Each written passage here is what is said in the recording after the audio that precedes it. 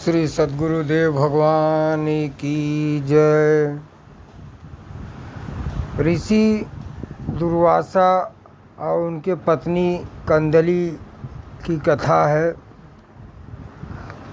केले के पेड़ के उत्पन्न होने की कहानी बहुत ही रोचक, जो कि ऋषि दुर्वासा के क्रोध से जुड़ी हुई है। ऋषि दुर्वासा के क्रोध का परिणाम है केले का पेड़। ऋषि पत्नी कंदली के भस्म होने से उत्पन्न हुआ केला। पूजा व्रत विधान में केले का फल, प्रसाद में केले के पत्ते, पूजा स्थल को सजाने में और केला का पौधा किसी भी स्थान को पूजा स्थल की मान्यता देने के लिए बहुत ही महत्वपूर्ण माना जाता है। आरोग्य की नज़र में भी संपूर्ण आहार वाला फल केला है। आध्यात्म की नज़र में भी बहुत पवित्र और पूजनीय है। इसके चौड़े पत्तों में श्री हरि का वास माना जाता है, जो जड़ों में महादेव का, जिसे मूल शंकर कहते हैं। कैसे हुआ इसका जन्म? पुराणों में इसकी कथा भी बहुत रोचक है। इसका वर्णन पुराण कथा में मिलता है, जिसका संबंध सबसे क्रोधी ऋषि दुर्वासा से है। एक कथा के अनुसार महर्षि अत्रि और अनसुईया के पुत्र दुर्वासा बहुत ही क्रोधी स्वभाव के थे, लेकिन उनके अंदर ऋषि संस्कार बचपन से ही प्रबल थे और वह 5 वर्ष की अवस्था आते आते ध्यान साधना में लीन रहने लगे थे। दरअसल दुर्वासा खुद महादेव के क्रुद्ध स्वरूप रुद्र के अंश से उत्पन्न हुए थे।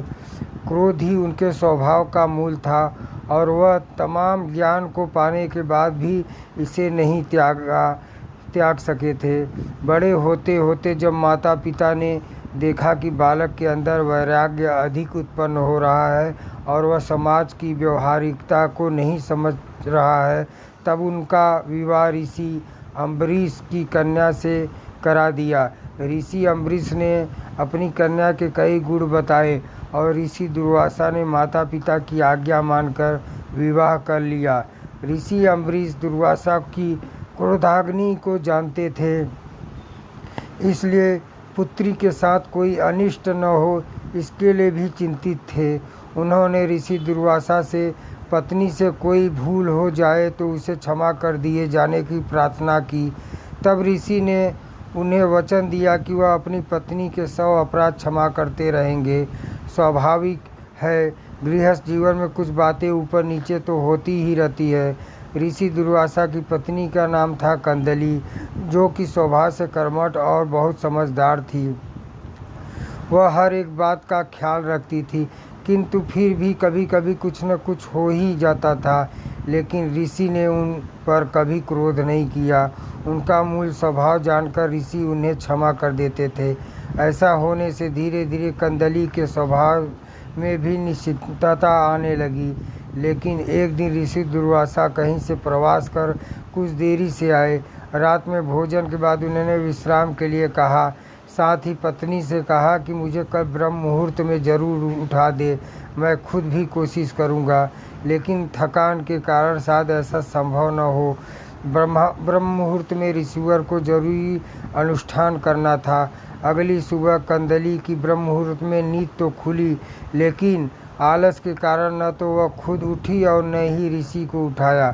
सुबह सूर्योदय के बाद जब ऋषि की आँख खुली तो दिन चढ़ाया था।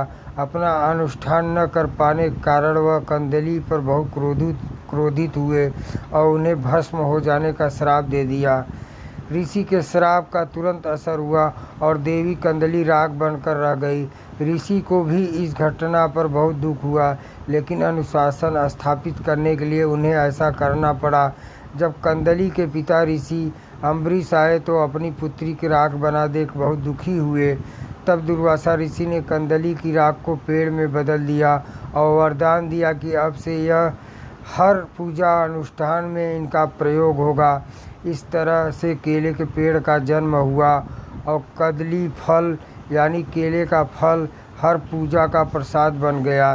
केले के पेड़ का आध्यात्मिक दृष्टि से भी बहुत महत्व है। इसे भगवान विष्णु का स्वरूप माना जाता है।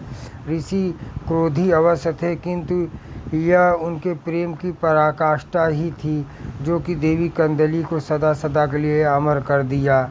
बोलिए श्री दुर्वासा ऋषि महाराज की जय।